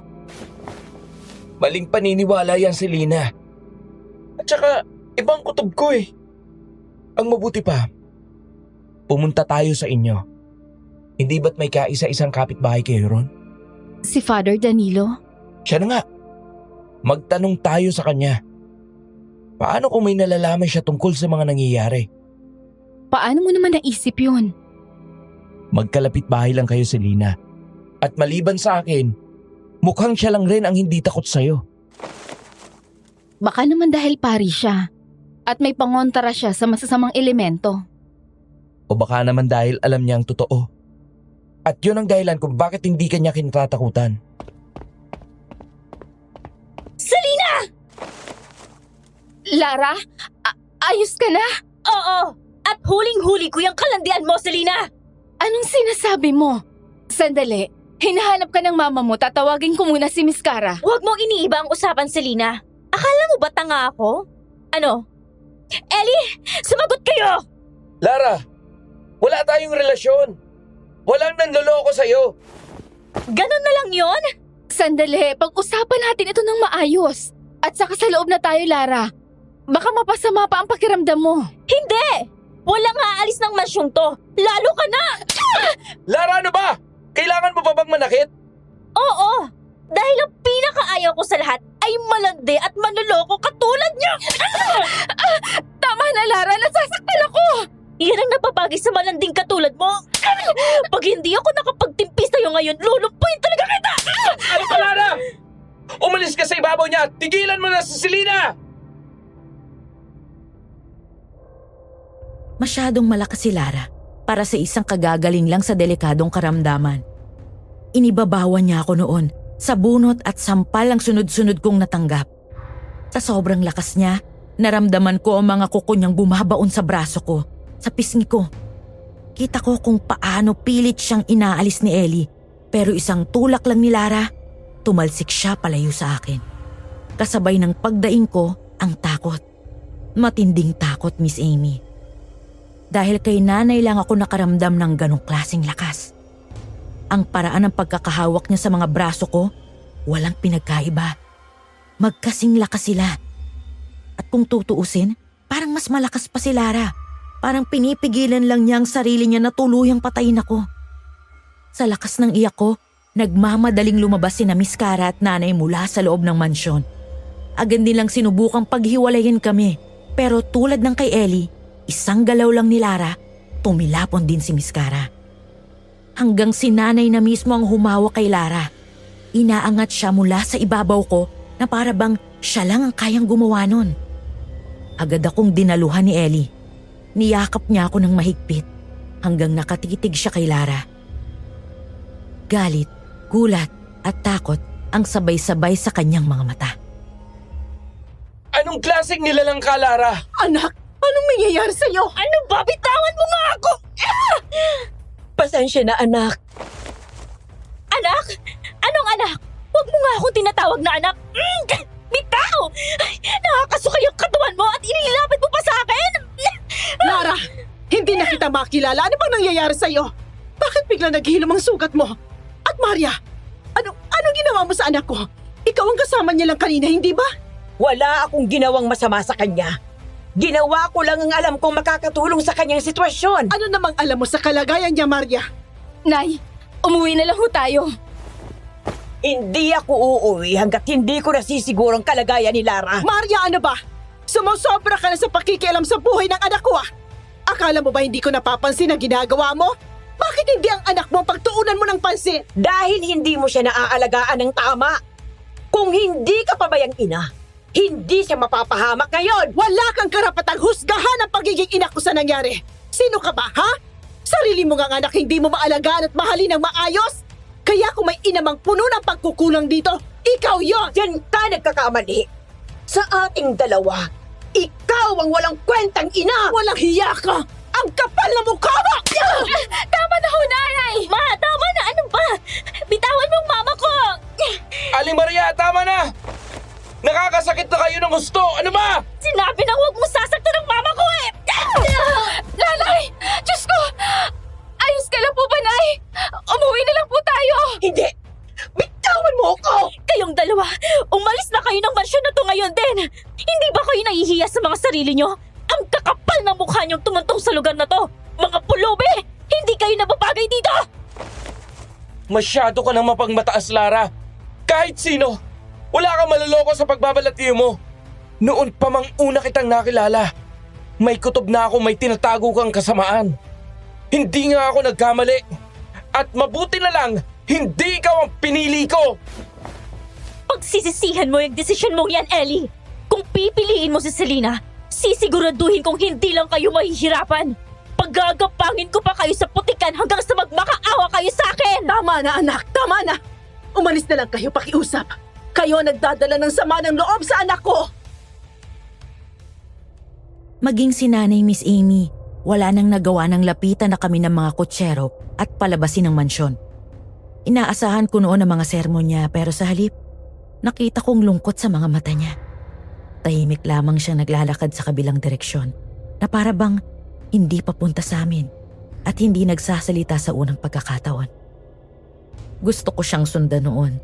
Hindi ko rin alam kung paano ko siya tutulungan at isa pa, hindi ko rin alam kung paano ko tatanggapin na ang dahilan ng kanyang pag-uugali ay si Lara. Kaya naman nagpasya kami ni Ellie na diretsyo na lang sa bahay at gaya ng plano, pinuntahan namin ang kalapitbahay namin na si Father Danilo. 3 katok pa lamang ang nagagawa namin, agad na bumukas ang pinto. Hawak niya ang baso ng alak at mula sa labas, nasilip ko ang nakalatag na mga baraha sa lamesa.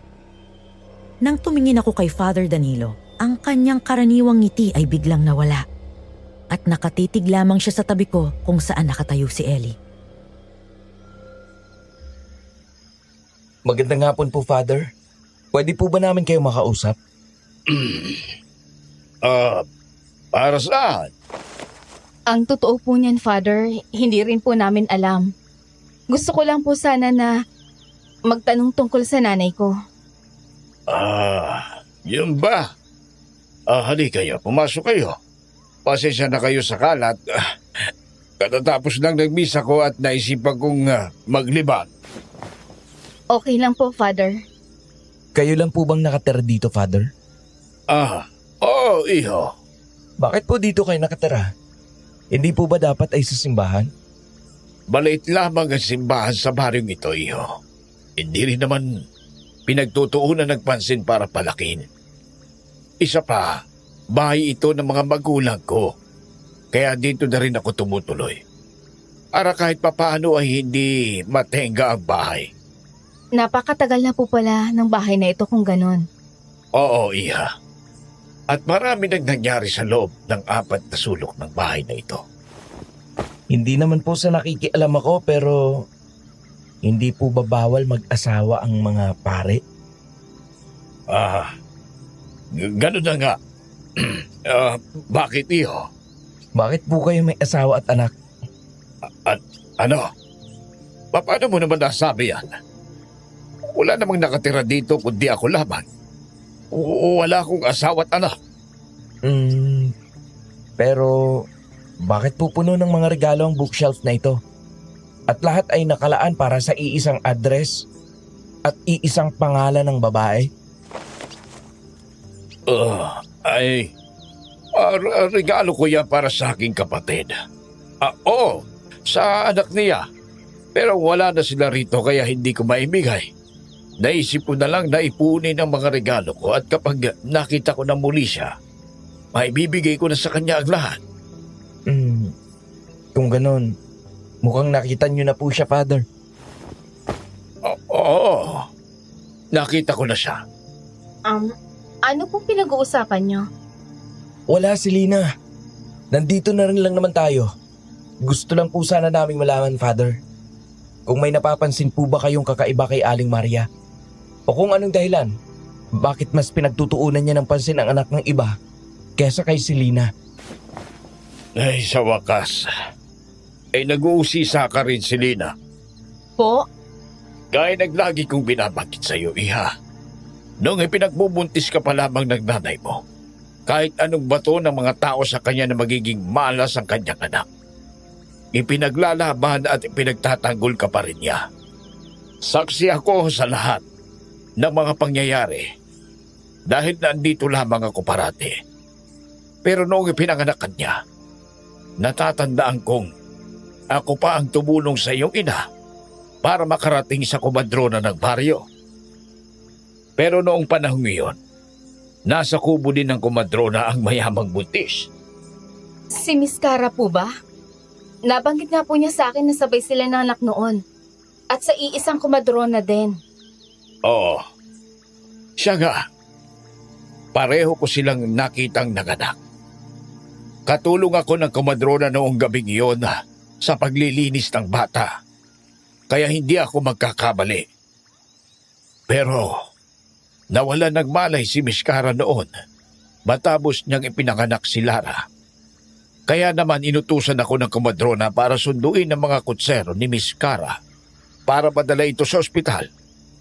Pagbalik ko, ang sanggol na naiwan sa kubo kasama ni Miss Cara ay alam kong hindi ang kanyang anak.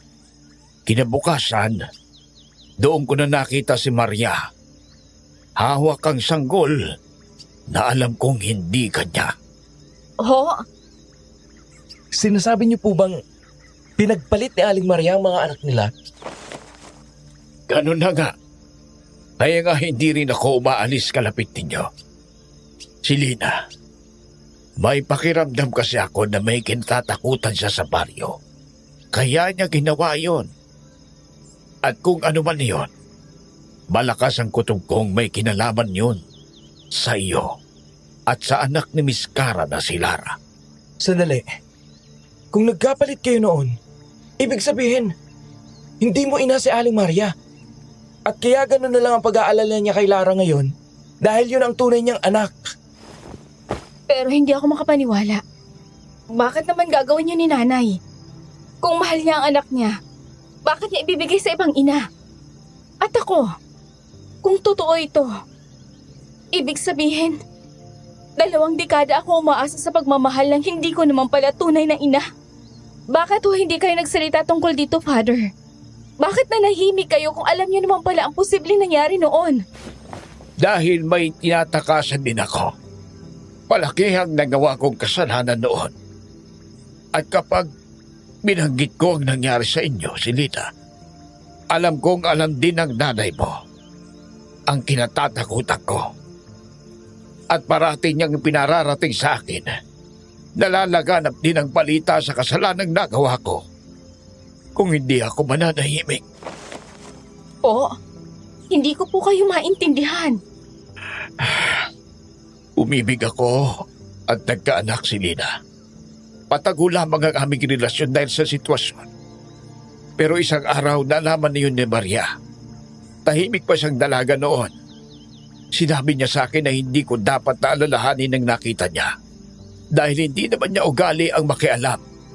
Pero ilang taon nang lumipas. Nagbuntis nga siya. At sa oras na makapanganak siya, inabangan niya na ako. Alam niyang may hinala ako sa nangyari. At doon niya ako sinimulang pagbantaan. At hindi lapang yon. Dahil kapag nagsalita ako at nagsumbong kay Miss Cara, sasaktan niya ang mag-ina ko. Kaya pinili mong kalimutan na lang sila, ganun ba? Hindi ko sila nakakalimutan kahit kailan, Ellie. Siguro nga.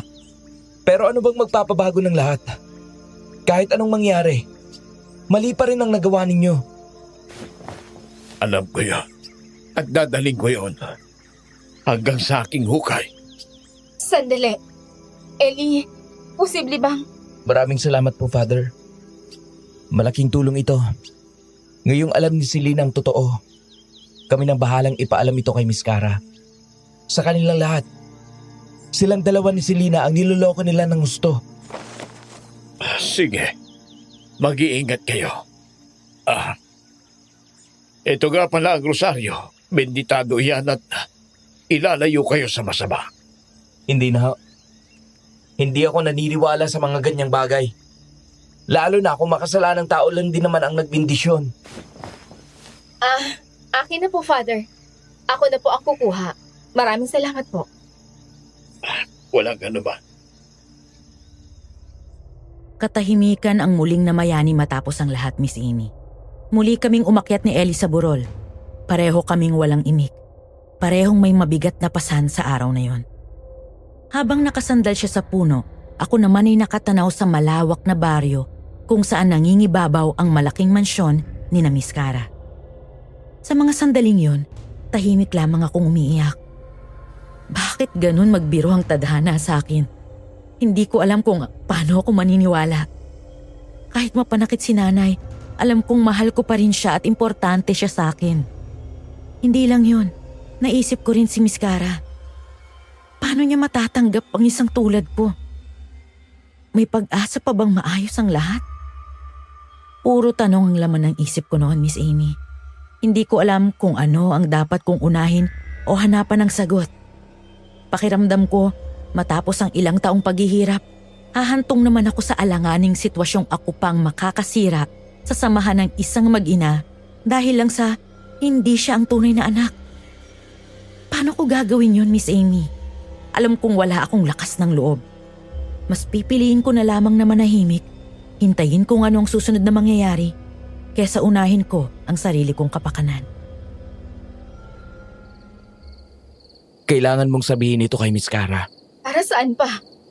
Para lalo lang maging miserable ang buhay ko? Pero Selena, hindi mo naman kasalanan nito. Ikaw ang biktima dito. Pero Ellie, hindi ako natanggap ni nanay dahil hindi niya ako tunay na anak. Mas hindi ko kakayanin ang malaman na hindi ako matatanggap ni Miss Cara dahil ako ang tunay niyang anak. Mas lalong hindi ko kaya yun. Pero hindi rin naman pwedeng manatili na lang na ganito. Sinasaktan ka ni Aling Maria, Selena. At wala siyang karapatang gawin yun sa'yo. Aalis na lang ako. Siguro mas mabuting umalis na lang ako sa baryong to. Selena, alam mo kahit anong maging desisyon mo, nandito lang ako at susuportahan kita. Pero sana, hindi mo muna sukuan ang sarili mo. Subukan natin, Selena. Kapag hindi naging magandang resulta, aalis tayo. Sasamahan kita at hindi kita pababayaan. Pangako yan. Hindi ko na kaya. Hindi ko kaya, Ellie. Naduduwag ako. Tana, kakayanin natin ito. Sasamahan naman kita eh. Hindi kita iiwan. Aalalayan kita anuman ang mangyari. Selena, Ano po yun? sumunod ka sa akin. Po? Bilisan mo. Sandali lang. Ellie, hintayin mo na lang ako dito. Ano? Hindi. Sasama ako sa'yo. Huwag kang mag-alala. Walang mangyayaring masama sa akin. Pero Sige na, Ellie.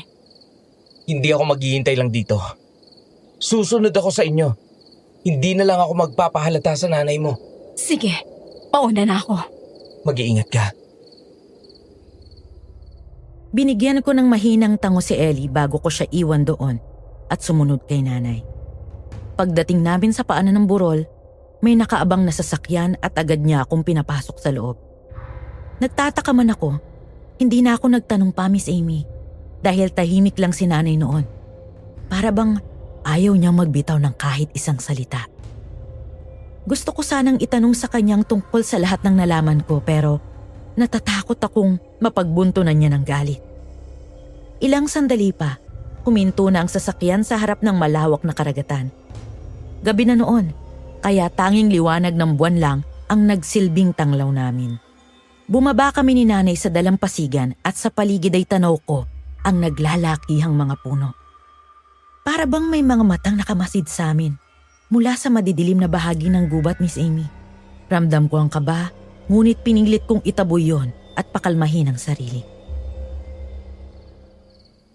Ano pong ginagawa natin dito, nanay? Tatapusin ko na ang lahat ng gambala sa akin ngayong gabi, Selena. At kung gusto mo pang mabuhay, susunod ka sa gusto kong mangyari.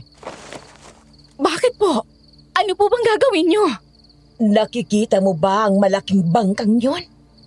Opo. Alika, sumakay tayo sa maliit na bangka. At huwag kang gagawa ng bagay na alam mong ikagagalit ko. Opo. Bilis! Akyat na! Tulungan ko na po kayong umakyat. Bitawan mo ko! Kaya kong sarili ko! May tao ba dyan? Tulong! May tao ba dyan? Lara? Nay, ano to? Anong ginawa niyo kay Lara? Bakit niyo siya ginapos? Huwag ka nang makialam! Maupo ka! Bilis! Nay, ano bang ginagawa niyo? Sabing upo! Mga walang hiya kayo! Pakawalan niyo ako! Isusubong kita sa mama ko pag nalaman niyang kinidnap mo ako! Akala mo ba papatawarin ka pa niya? Ipapakulong ka niya, sinisiguro ko yan! Wala akong pakialam sa gagawin ng kara na yon. At pwede ba? Huwag mo siyang matawag-tawag na nanay sa harapan ko? Ako ang nanay mo! Sinungaling! Ayop ka! Nakakadiri kayo, mga balero! Sinabing manahimik eh! Dito lang kayong dalawa. Hindi naman ako papayag na matapos ang lahat ng pinaghirapan ko, ay ako pa ang madidihado. Nay, magulo na po ang sitwasyon. Tama na po ito. Hindi ako hihinto hanggat hindi ko nakukuha ang gusto ko! Nababaliw na kayong mag-ina! Ano? Pineperahan niyo lang siguro kami! Kinikidnap niyo ako para makakuha ng pera sa mama ko! Sinabi ng ako nga ang nanay mo. Hindi mo pa rin ba naiintindihan, ha, Lara? Hindi ka mabubuhay kung hindi dahil sa akin. Kung hindi ko napainom sa'yo sa tamang oras ang dugong yun, wala ka na. Kaya magpasalamat ka at parati akong nakabantay sa'yo. Anong pinagsasasabi mo? Nay, huwag niyo po siyang biglain. Hindi rin naman niya ginusto ito eh. Ano? Ano ba pinagsasabi niyo, ha? Gusto mo ng dahan-dahan at malinaw, Lara? Wes, hindi mo tunay na ina si Kara. Pinagpalit ko ang mga anak namin noon para iligtas ka. Ako ang nanay mo. At ngayon, nakalipas na ang araw na kinatatakutan ko para sa'yo. Kaya papawiin na kita! Ano? Hindi! Hindi totoo yan! Hindi ikaw ang ina ko! Sinungaling ka! Matatanggap mo rin ito, Lara. Sa ngayon, habang hindi ka pa mapigilan, mananatili kang nakagapos dyan hanggang sa mailayo na kita sa baryong to. Hindi! Hindi ako makakapayag! Hindi! Nanay, ano ba talagang dahilan kung bakit mo kami pinagpalit? Bakit? Bakit kailangan mo akong kunin at ilayo sa tunay kong mga magulang para saktan lang? At ikaw, Selena, naniniwala ka sa pinagsasabi ng baliw mong nanay?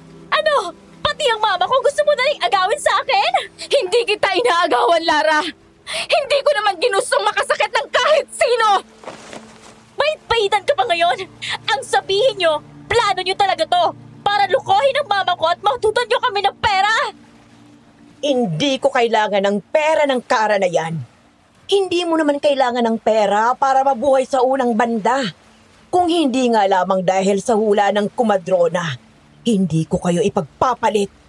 Pero para protektahan ka, Lara, sa nakatakdang pagkamatay mo oras na tumuntong ka ng 21, kinailangan kong gawin. Kinailangan kong tiisin ang makita kang kasama ng ibang magulang. Isipin mo kung gaano kasakit yun para sa akin bilang tunay mong ina.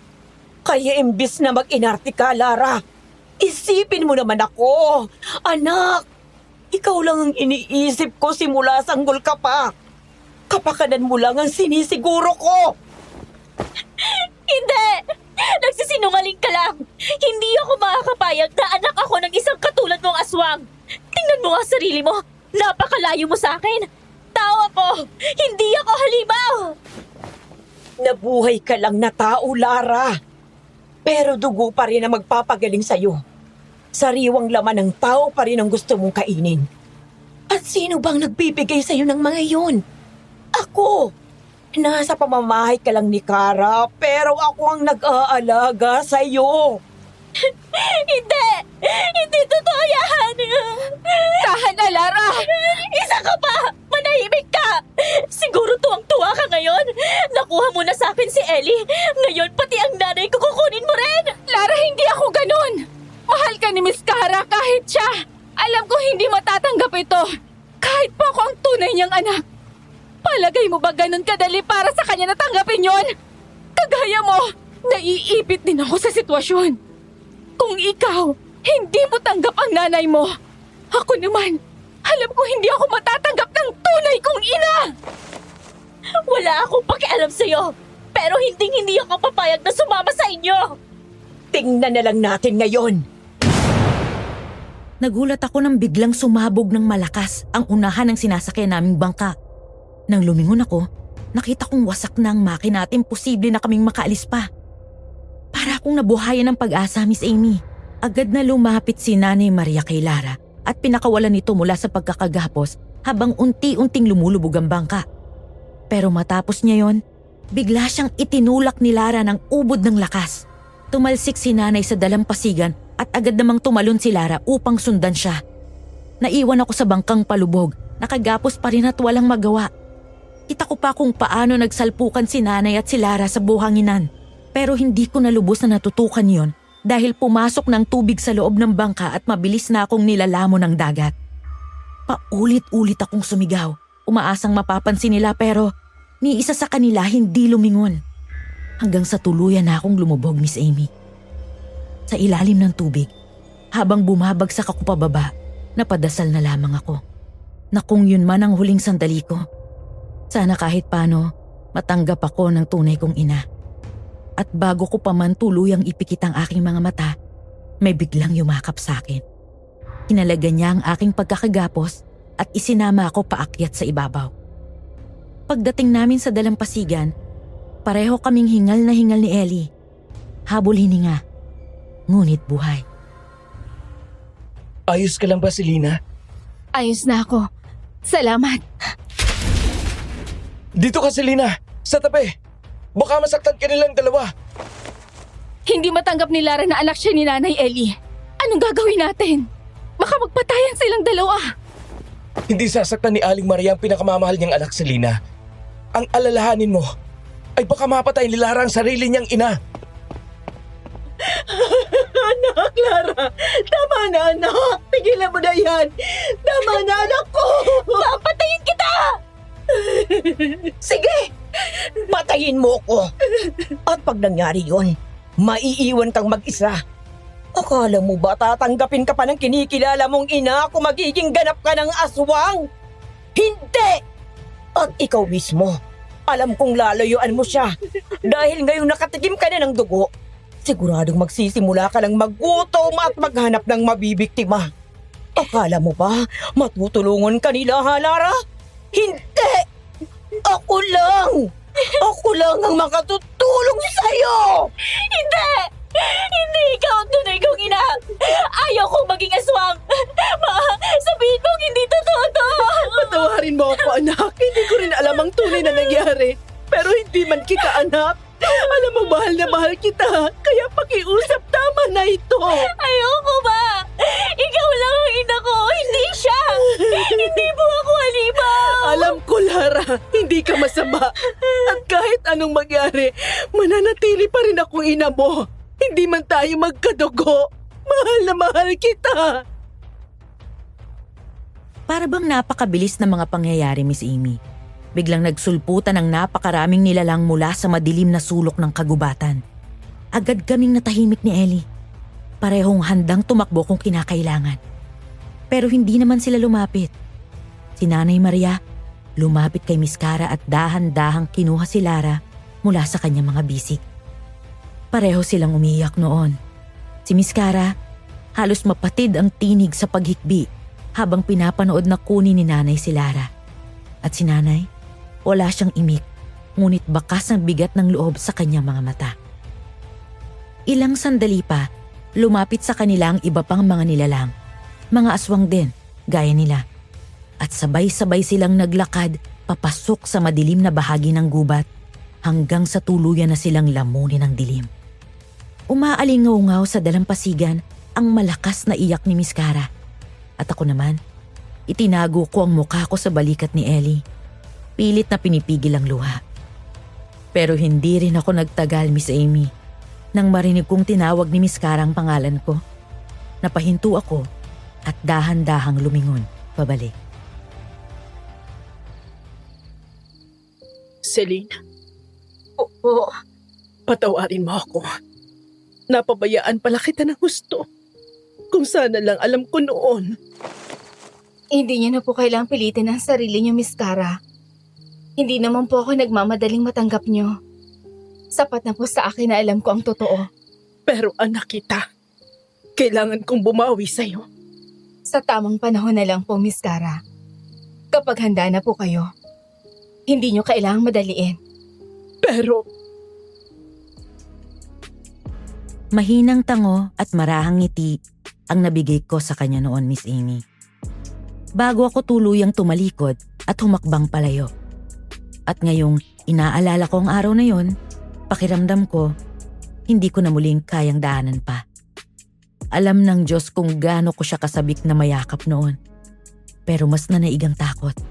Hindi lang para sa kanya, kundi para na rin sa sarili ko. Alam kong mabuti siyang tao, Miss Amy. At hindi niya ako kailanman itatakwil. Pero alam ko rin sa sarili ko na hindi ko kayang manatili sa tahanang pinipilit ko lang ang sarili kong mahalin. Lumipas ang mga taon at natupad din namin ni Ellie ang kagustuhan naming manirahan sa Maynila. Noong una, nanibago ako. Masyadong maingay, masikip, at malayo sa lahat ng nakasanayan ko. Pero sa paglipas ng panahon, nakatulong din pala ang ingay ng lungsod. Para bang nilunod nito ang mga tinig ng nakaraan. Habang dahan-dahan kong hinihilom ang sugat sa puso ko, umaasa akong ganun din si Miss Cara. Kaya noong nagpasya kaming magpakasal ni Ellie, Miss Amy, nagpadala ako ng imbitasyon sa kanya sa baryo.